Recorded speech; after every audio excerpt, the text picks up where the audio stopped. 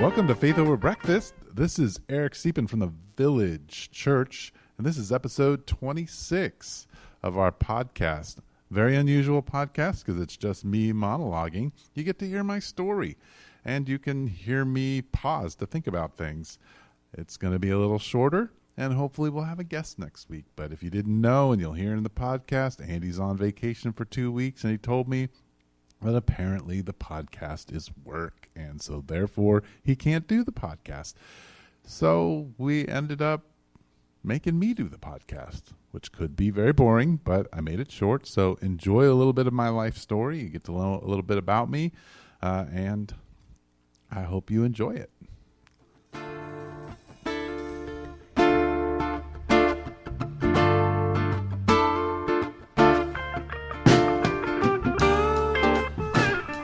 Hello, this is Eric. Welcome to Faith Over Breakfast. I actually recorded an entire podcast by myself, and it didn't work, so I'm going to try to record the podcast again. Now, why would Eric Deepen from the Village Church on Faith Over Breakfast podcast be doing it by himself? Well, I'm done with Andy, and so I decided I'd do it by myself. No, not really. Andy told me he's going to be off for 2 weeks, and I have to do it by myself. I don't know why I would do it by myself, but it was such short notice, and my schedule is so compact that I decided, at least for this first week, I'd just monologue for a little bit and tell you that I really enjoy doing this podcast. I really, really like it. You know, when I was little, I used to listen to Larry King live from 9 o'clock to 1 in the morning. I guess not little. I guess when you turn 46, being young was little, but it was, when I was 13 and 14 years old. And I caught the talk show host buzz, and I think, or bug or whatever. It certainly wasn't a buzz, but maybe it was a buzz. But anyway, I caught the bug, and I think that if I wasn't a pastor, the thing that I'd want to do would be a talk show host. I probably wouldn't be that great of a talk show host, but I just love radio. I love talking. Of all those kinds of things. Now, maybe this is, one of the things that I think about that shaped me when I was a kid and radio and all those kinds of cool things was, I got introduced to,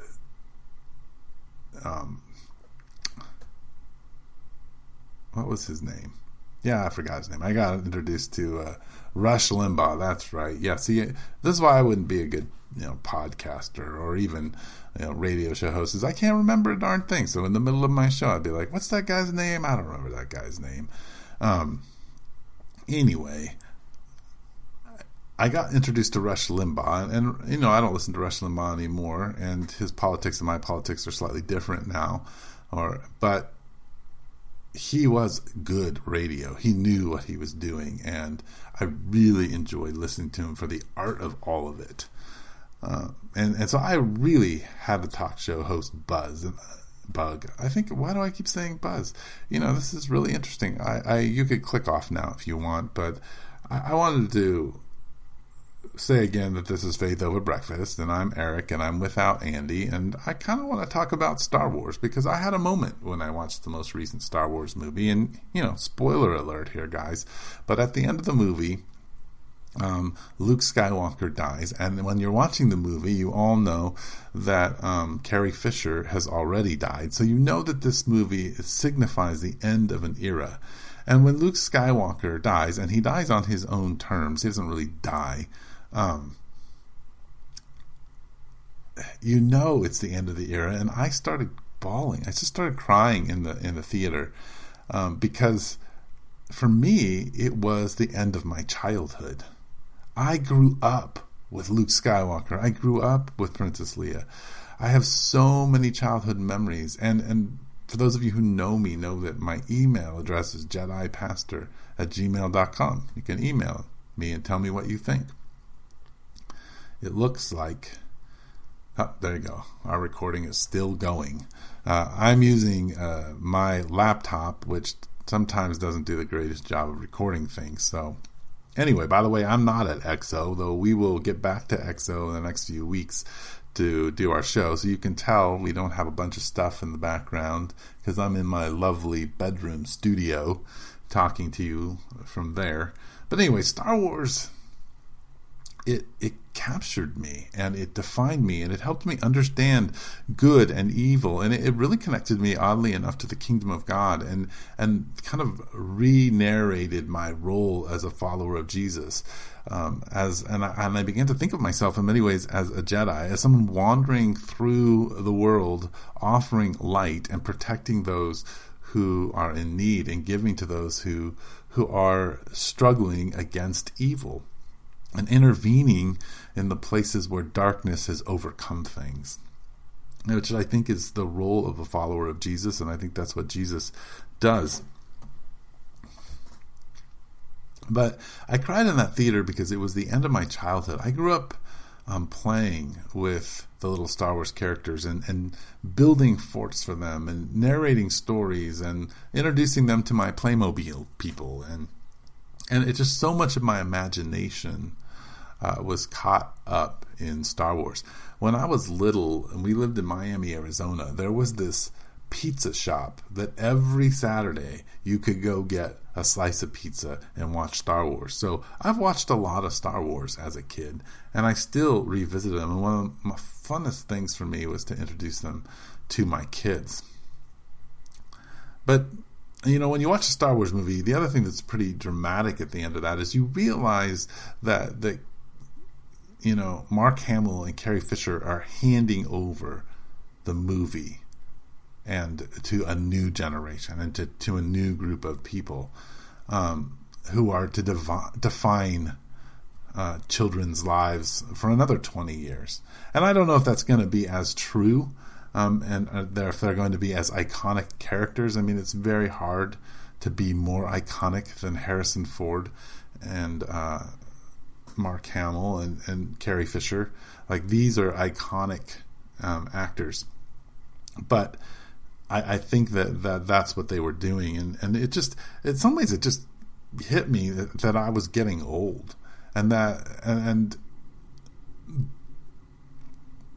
things get passed on, that you don't get to be the person who's constantly pushing the thought of things, and the one who can have new ideas, that things do have to be handed over to younger people to figure things out on their own. And what is your role as somebody who's older and walking ahead of people to help them and to be kind to them and not to discourage them, but at the same time to help them not fall off the cliff and die? So anyway, those were just some of the interesting thoughts that came for me when watching Star Wars recently. I liked the movie. I thought it had some editing problems in comparison to the previous ones. I liked Rogue One a lot better. For a number of reasons. I thought the story was tighter. I thought the acting was a little bit better. And it just was beautifully connected to the first Star Wars movie. So anyway, yeah, everybody's got opinions about those things. But more importantly, it was just that it was a very emotional experience for me in those things. It's interesting. I thought I'd tell you a little bit about my life, because I don't know if everybody knows that I grew up in Miami, Arizona, at least from 2nd grade to 5th grade. And I learned a lot in Miami, Arizona, because we lived in this, maybe you don't know where Miami, Arizona is. It's next to Globe. I mean, you miss it when you're on your way to Roosevelt, but you're pretty close once you head through Globe. But it was a rough town. I mean, you're either a cowboy or a cholo. My dad was vice principal of Miami High School. Our house was rocked 4 times, I think, or 3 times. I remember some teenagers came by and just threw a ton of rocks at my dad's cars in the house, and so my dad jumped in his truck, and they chased these kids, and then they got stuck in a wash, and just funny stories like that. But I remember there are lots of opportunities to get yourself beat up, and especially when you're the vice principal's son, and everybody knows that. And also, I was just a mouthy kid. I always said stupid things, but for some reason, I had the capacity to always win over the strongest kid in the class. So I always had a defender, and I had people who put their faces and their bodies on the line for me. So I actually never, ever got hit. But kids threatened to beat me up. Kids cornered me, but I was always rescued, and God was very, very gracious in those things. But we got in a lot of dirt clod wars, And one of the things we used to do is have these medieval battles because we lived in a construction development site where they were building lots of houses. So we'd go raid these houses and get wood and build swords and shields, and then we would just go after each other and have tournaments and things like that. And it's a lot of fun. One of the interesting things that we used to do that I wouldn't recommend is there were these kids on dirt bikes, and they would always come by and wreck our forts when we weren't around. So we started pounding small nails into boards to flatten their tires. We built tomahawks and bow and arrows to prepare ourselves for battle and all these kinds of. It was a place of wild and crazy imagination, and I think that's impacted the way I am a pastor. I think being a pastor requires a lot of imagination. Being with people requires a lot of imagination, and so that's how I don't know. I loved growing up in Miami, Arizona. It was really hard for me when we went to Winona Lake, Indiana, because my parents decided to go to seminary. My dad and mom decided to become counselors.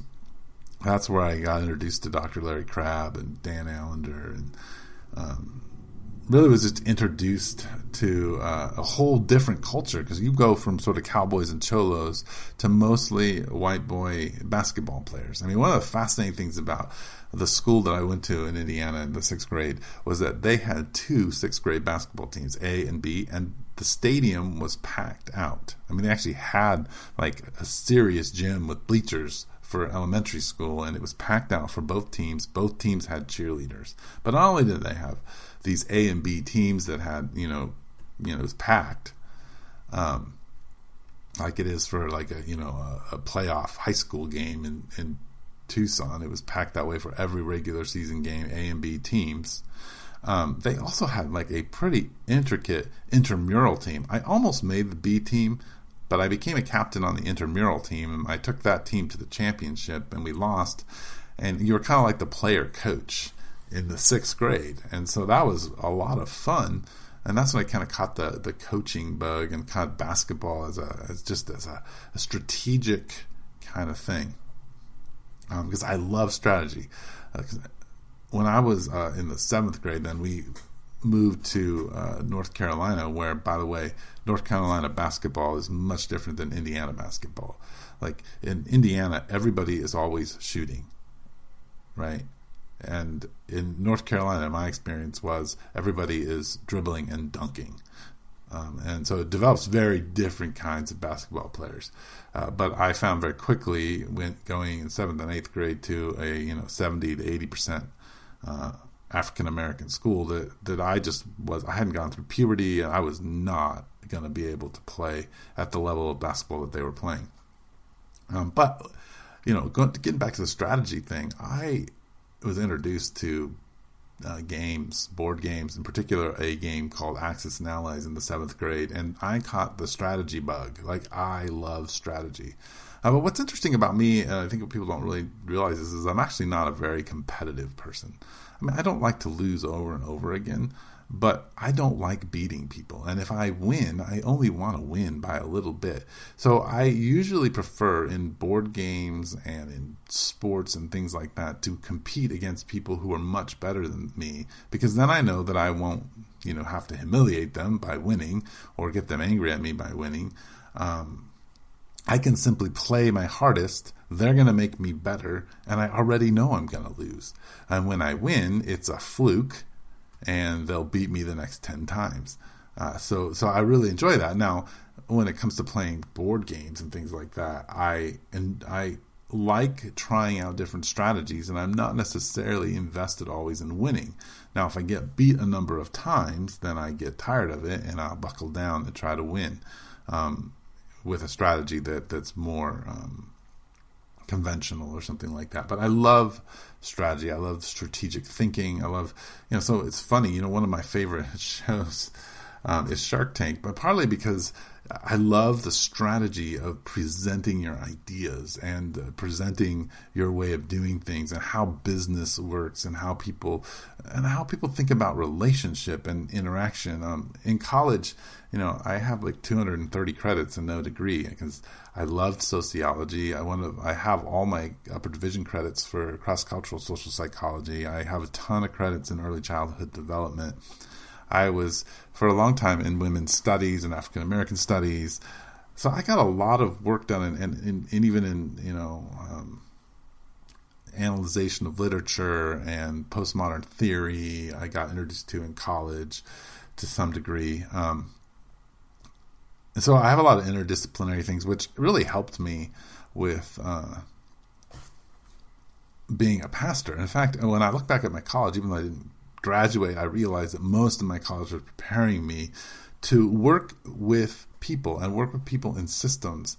And I love just to see how the impacting of one person can change a system and can change an environment. One of my favorite classes was environmental psychology, and just how the environments that we live in impact the way we think about ourselves and what color does to us. And it's just all these fascinating things. Like, God is so amazing in the way that he has intricately designed things.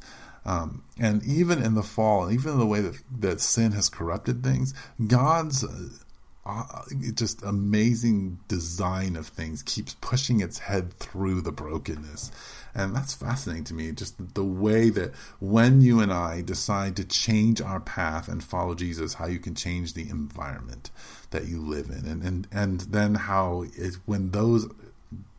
when you begin to bring your own creativity to bear, but a godly creativity, one that's not focused on your own self-importance, but in really making this world better and pointing people towards Jesus, man, the transformation is incredible. And yet it's a battle for all of us, because really our inclination is to not pursue what is good, but to pursue what isn't. So anyway, I mean, there I go, rambling off, but I love what I do. I love that I get to sit here and heck, that maybe 50, 60 people will listen to this and they'll know a little bit more about me. And I love that I have this beautiful, beautiful church called The Village.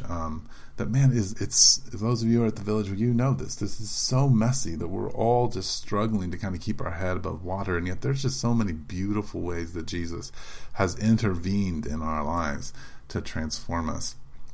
And our stories, that they're what prepare us for things. And so, to get back to my story, just, I ended up in North Carolina. And that's where I was introduced to board games and strategy.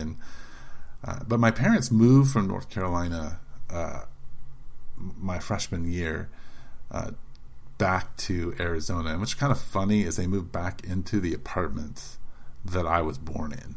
So my poor parents had to go all the way. They kind of came full circle economically, financially and everything. My dad was starting a counseling practice, and my mom was joining him in that. And that made them kind of absent. But one of the things that's very powerful that my dad did is he promised me that I could go to high school all 4 years in the same place. What I didn't know is that in the middle of my freshman year,